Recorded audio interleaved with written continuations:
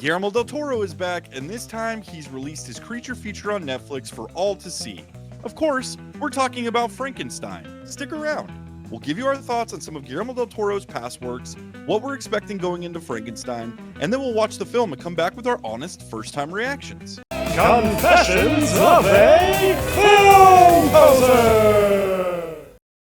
In the summer of 1816, on a dark and storm-bound night near Lake Geneva, a young woman named Mary Shelley conceived a tale that would echo through the centuries.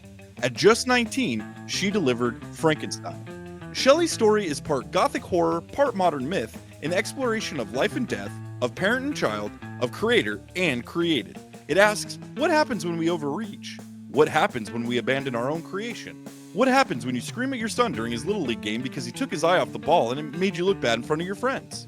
Get on the bag! Soon, the story left from page to screen. In 1931, Universal Pictures unleashed a film version of Frankenstein, directed by James Whale, and starred Boris Karloff as the monster. And now, filmmaker Guillermo del Toro, the director behind classics like Pan's Labyrinth, Hellboy, The Shape of Water, and the Haunted Mansion movie. What's that? He never made the Haunted Mansion movie? But he promised he was going to do it for like a decade. Oh, bummer. Anyway, GDT is here to interpret Shelley's masterpiece, not simply to retell it, but to wear it like a skin suit from the Ed Gein Winter Collection. So prepare yourself for the reawakening, a story of ambition and regret, of love and horror, of life and death, and what happens when the boundary between them dissolves. Or in the case of GDT, an awesome, beautiful, overhyped trailer that leaves you dissatisfied after you spent $17 to see the movie in IMAX. Lucky for us, this one's on Netflix. This is Frankenstein by Guillermo del Toro. Vincent, are you alive? I'm alive! I don't know the quotes from the movie. He doesn't say I'm alive, huh? In the original, he goes, "It's alive!" I think. The doctor does that's it. right. Not the monster. The monster just goes like, Okay. My guess is that we're going to get some of that in this movie. How are you doing, dude? I'm doing good, man. How are you? I'm good. So, new Guillermo del Toro movie. I know that you are partial to a lot of Guillermo del Toro's work. I'm not really. I've got some problems with Guillermo del Toro movies. Yeah, I know you're not the biggest fan. There's some movies that he's made that are hit or miss. When it comes to trailers, they're always good, man. But we've also been disappointed for a few of the movies that he's made, for sure. That's my biggest rub. Every movie this guy puts out is absolutely beautiful and a work of art to look at. And that is reflected really well in the trailers. I don't know if he's the one that like edits and puts together the trailers, or they have like a company that puts together that, or the studio's doing it, or what. But he always puts together a banger of a trailer, and most of the time, like, he sells you a horror movie. And my biggest rub is that you get in there and you sit down and you're all hyped for this horror movie, and it turns out not to be that at all. I also feel like some of his movies are reflections of like kind of his personal kinks. I don't know if you feel that way too. But. Yeah, but as pretty big fans of Quentin Tarantino, that's to be expected for some directors. Sure, but I feel like GDT's like, and I'm calling him GDT because Guillermo del Toro is hard to say. Not really, but I just think it sounds cooler. They come off in like a weird way. Like, Shape of Water. Most of us, when we saw, Creature from the Black Lagoon, especially like an older generation, we're like, oh, that's quaint and cute. And this movie's classic. It's pulpy. It's awesome. He saw it and was like, I'm attracted. And I like what the creature's putting out there. And that's kind of like my interpretation of Shape of Water. Yeah, and you're not the biggest fan of that movie, right? I didn't care for that movie. Yeah, I thought that movie was super weird. And I'm not against a weird movie. I enjoy weird movies and movies that make you feel like, make you question things. That one, to me, I don't know. I couldn't buy into it. I couldn't buy into what they were, the premise of this lady falling in love with this fish man. Just didn't do it for me. I personally love the movie. I recently bought the Criterion Collection one. Sure. 4K. It's gorgeous. I think the whole thing is she falls in love with the monster, and then at the end, spoilers, I think she's actually part of his breed, or she's like a mermaid or something, because at the end, like, her gills open up and she had the scars. So it's like, I can understand people saying it's weird that she's falling in love with the monster, but at the end it kind of wraps up that she's possibly a monster too. And when it comes to that movie visually, it's gorgeous. The story I do like. I I kind of wish that they tied that character into Hellboy because he looks just like Abe from Hellboy. Abe Sapien. Yeah. And but like what they sold you was like this creature feature movie, and that's fine if she's got gills and she's part of like his race of fish or whatever. But that's not like what they set up in the movie as you're watching it. They want you to buy into this love story. I just didn't buy into it. It does look beautiful though. Hellboy is a fantastic movie. I love Hellboy, and I love Hellboy the Golden Army. I thought those were two really good movies. I know Hellboy the Golden Army kind of gets, crapped on a little bit. Is Blade that one 2, or two? That's 2. The Golden Okay. Army is, I think it's the Golden Army is number 2. Okay. So yeah, he directed Blade 2. I liked Blade 2. Pan's Labyrinth is an absolute classic. That's like exact to me that what was sold in that movie is what you got. I love that movie. I haven't seen Pinocchio. I know he put that one out. That was like a stop motion one. I heard That's that on my was list great. for sure. If it's on Netflix, I'm good for it. Crimson Peak, I thought was an absolute kind of a bait and switch for what the movie actually was, and like wasn't a horror movie in the slightest. Nightmare Alley was kind of boring in my opinion. Didn't Yeah, really I never hit. even heard or saw that one. I liked Pacific Rim. Like Ooh, I okay. liked it for the kaiju-ness. It wasn't like a complete movie. Like the story wasn't great, but for what it was, I really enjoyed it.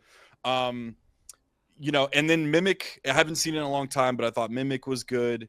But I just, so his movies are very, like I said, hit or miss. There's none of them that I've been really that excited for or really into. I'm always excited to go see them, but I just feel like I'm let down more oftentimes than not.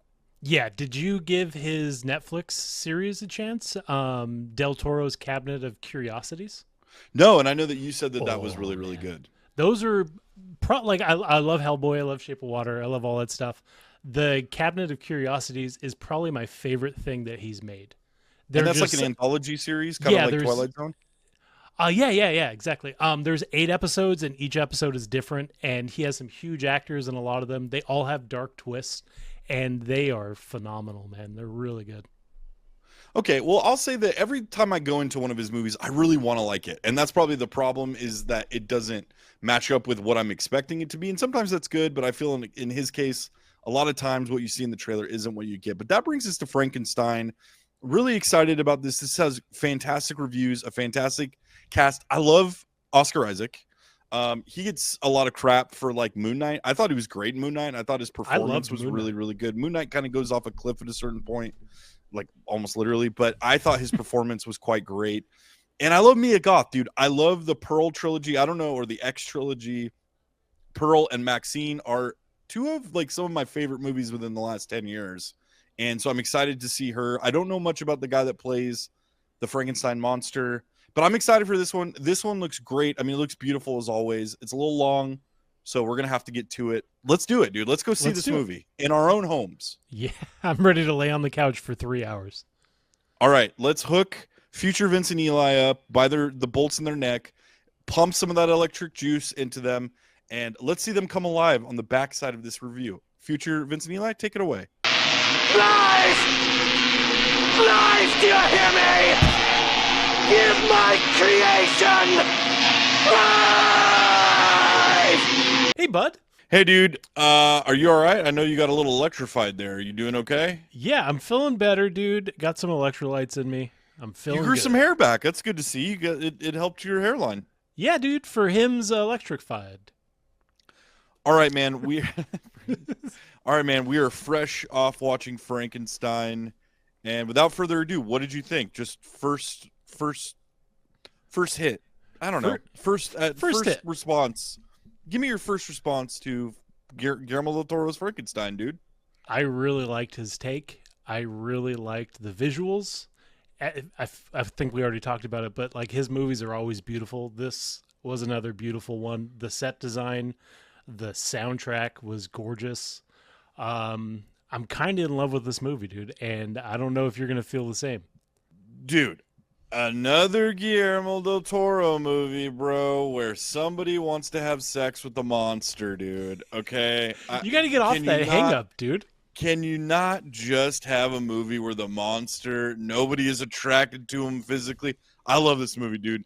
I thought this movie was super profound, and I think, truthfully, that it might have been Netflix's best feature production.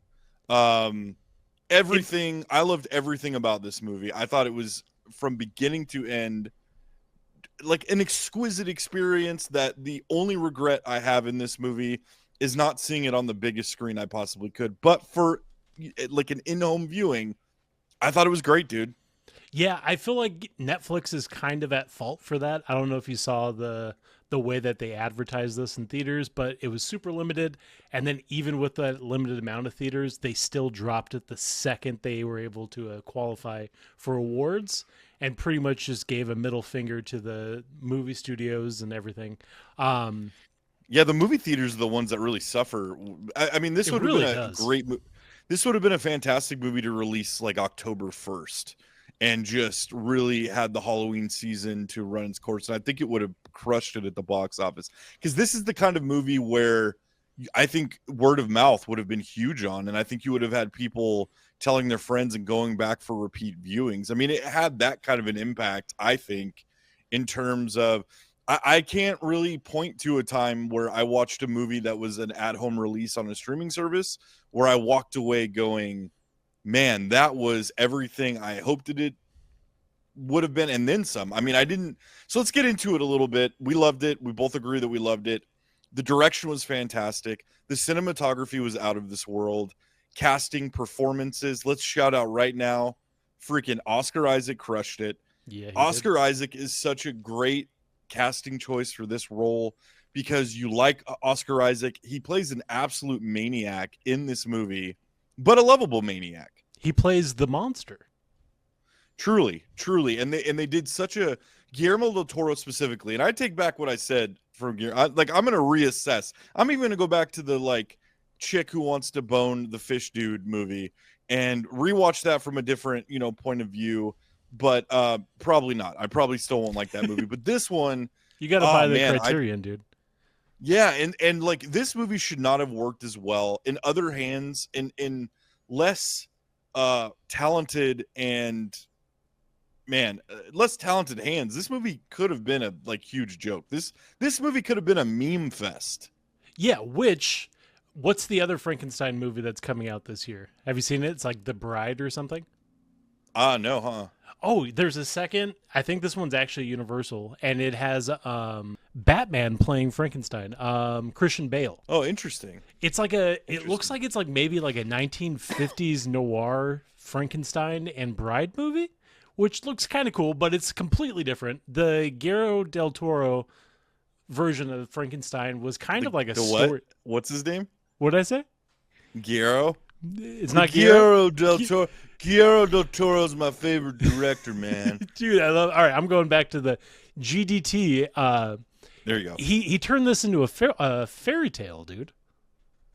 Yeah, and I don't know how much of this is based on the book. It made me want to read the book and really whatever he saw in that book, man, and put to screen. I mean, it is no easy feat. And shout out Oscar Isaac, but shout out Jacob Elordi, who played the creature in a way that was so. This movie was elegant. It was elegant when it needed to be. It was absolutely macabre when it needed to be. I mean, some of the body horror stuff in this, it was so realistic that it made me queasy at times. When he's piecing together the bodies dude, it was insane, man. It was insane, but Jacob Elordi really crushed it, dude. I mean, what a tall task, pun intended, because the dude towered over. I mean, the way they made him, he's 6'5", but they made him look like 8 feet tall. I was guessing that the actor was like 7 feet. He's 6'5", but my wife pointed out a lot of forced perspective, which I think is true. I think she's correct on that. I think that's just the way they framed the shots. I think obviously Oscar Isaac is probably a lot shorter than him, so that helped. But man, when just piecing together, pun intended again, because the Frankenstein piece, like the monster piece. Good job, dude. the story, man, and the way that the story was told. It's funny because as of late, we like the last movie we watched was Natural Born Killers. And obviously you can't compare these two movies because they're completely different genres, they're completely different styles. But just in terms of my biggest complaint with that movie was that there wasn't a story. Then you look at this movie and the story was so complex, but it was also character driven at the same time. And the characters were so rich in the relationship to each other, just made for a satisfying beginning, middle, and end. And, you know, when there's that turn in the middle of this movie, spoilers, but when there's that turn where Victor's on the boat, he's telling his story, you know, from the beginning of his life to what motivated him to want to, you know, reanimate life and play God, essentially, up into the point of where he creates this creature. And the way that Jacob Elordi played it, I again told my wife, I said, man, he's playing it like simultaneous, like a baby and a vicious dog that you rescued from the pound that you don't really know is sweet, right? But you don't know if there's something that scares him or there's something that confuses him. You don't know if he's going to bite. And so that really, I mean, it heightened the tension because every time the creature was around anybody, you're sitting there going, this is a liability. And plus, like, I don't know about you, but I kept thinking of the Boris Karloff Frankenstein where he kills the girl at the end. And I thought that was going to be the outcome. And I wonder if he played on that. I believe there's a behind the scenes like doc almost on Netflix about this movie. I really, really want to watch that to really understand kind of what the motivations were. But I thought there were great callbacks without like mirroring the Boris Karloff Frankenstein from 31. There was homages and just the way, just in the essence of the story of, you know, Frankenstein's monster. I thought he did a great job. But when they did the turn in the middle where Victor is telling this story to a sea captain who has taken him in after the monster has been chasing Victor, and there's this explosion at the beginning of the film that happens nearby to this ship that's run aground in the ice, and they're trying to get it out of the ice back into the free water of the ocean. And there's this explosion, and they go and they find Victor, and he's got blood all over, and so they think it's from the dogs because he had sled dogs that were pulling him to this remote area and like on way to the Antarctic. And while they're like kind of tending to Victor, the creature shows up and just starts wrecking shop. Great way to start a movie, dude. As soon as it started, I was like, "Oh, here we go." And which you is great wonder because why they're in the center of nowhere, in the center of like right next to the North Pole, and they wrap it up really well. Right. So they bring him onto the ship. The creature gets onto the ship. They use a blunderbuss to kind of shoot him. And then this is where they reveal, like, oh, he can't die. He has healing factor, and he's got like brute Hulk-like strength. And so the thing that the blunderbuss does is it shoots the creature off the ship, and the captain shoots the ice so that he falls to the bottom of the ocean. Well, they think he's dead. They go back to Victor. Victor says, no, you need to like pull me out to the ice. He's not going to stop until he has me. And so as they're kind of waiting for the creature to come back, Victor tells his story. Well, in the middle of this, after he's created the creature, he tries to blow up and set fire to Frankenstein's castle where he's built the creature, and he's done all of his experiments.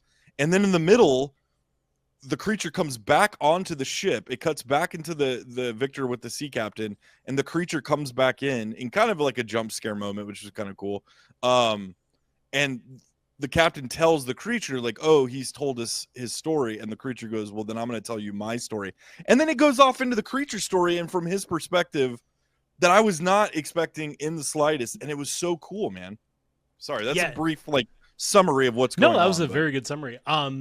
Yeah, I wasn't expecting the monster story either, or at least Are we calling him the monster? Because yeah, I think technically, like, Frankenstein is Victor Frankenstein, and it's Frankenstein's monster. Or in this movie, they just called him the creature. Okay, well, the creature was not a monster. He was misunderstood, which is a Frankenstein way of telling the story. But I didn't see.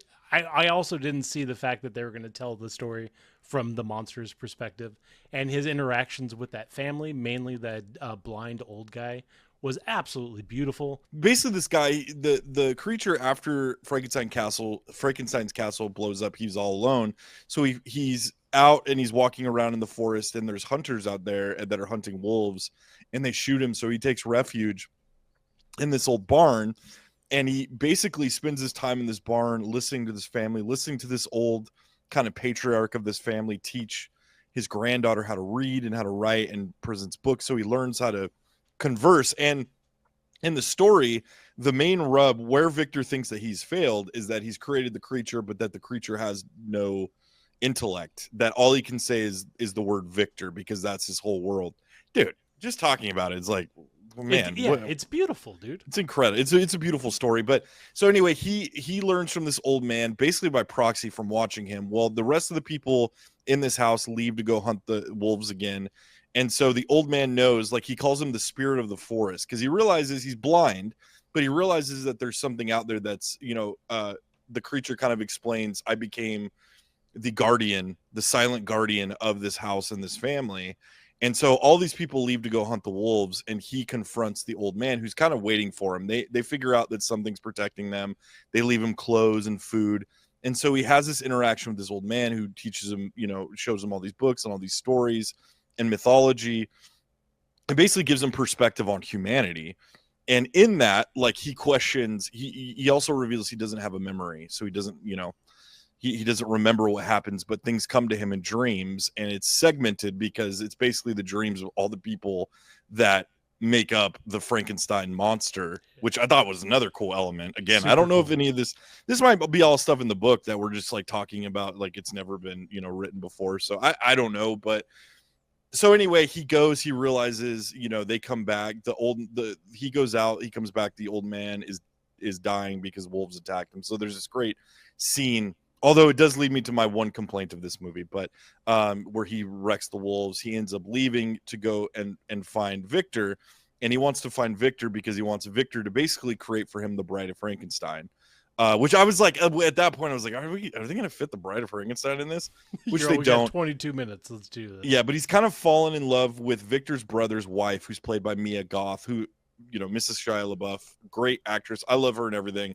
She's got this like Shelley Duvall quality to her, where she really does. Every role she plays is very interesting, and obviously Pearl and Maxine, I love those movies so much.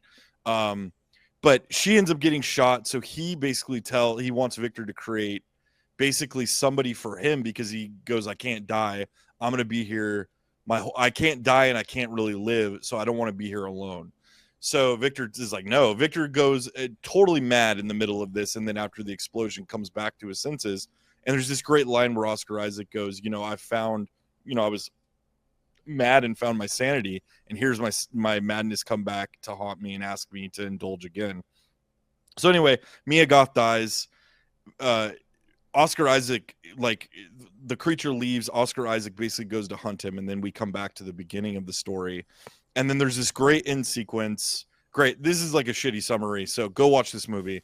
But there's this great sequence at the end where basically, Victor, who also had like issues with his own father and started kind of enacting some of the abuse that his father put on him towards the Frankenstein's monster, his creature, without even realizing it. So there's this great scene of where Victor basically asks him, Victor's dying, and he asks the creature to forgive him, and then he forgives him. And then the movie's pretty much over. But yeah, I mean, just like so many great moments in this. There's some slow parts, but man, I really feel like the slow parts, you need it to get to land where you end up landing.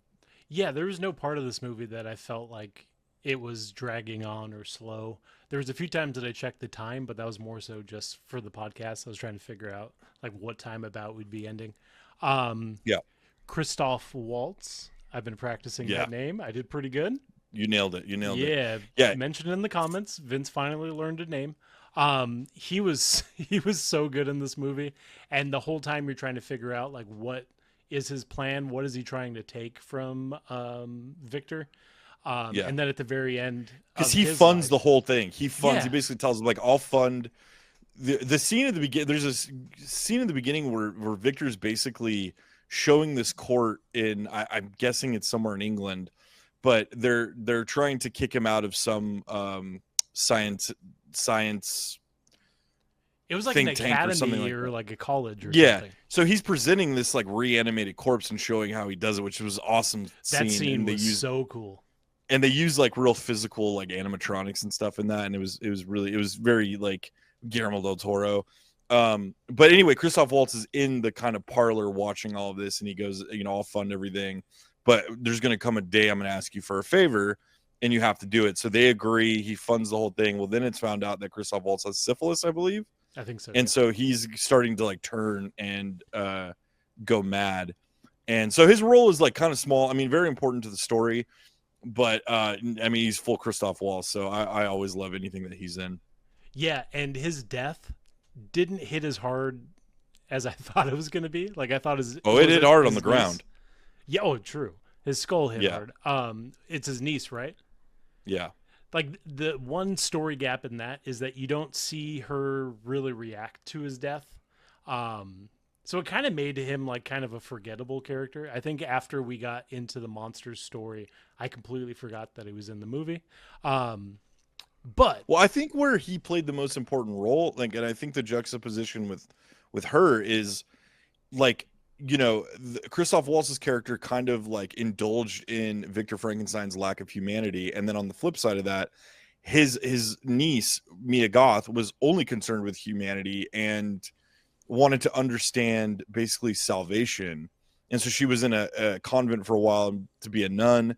And at first she's at odds with Victor, and then ends up kind of falling in love with him. And then there's this great symbolism with she captures a butterfly in a jar, which that poor butterfly, but she captures a butterfly in a jar, and it kind of is representative of her. I at the end of it, she kind of like is in love with the creature, and I didn't really understand that. I did have the thought of like, oh, here we go, like, Shape of Water time. I turned to my wife and said, if she has sex with the creature, I'm out.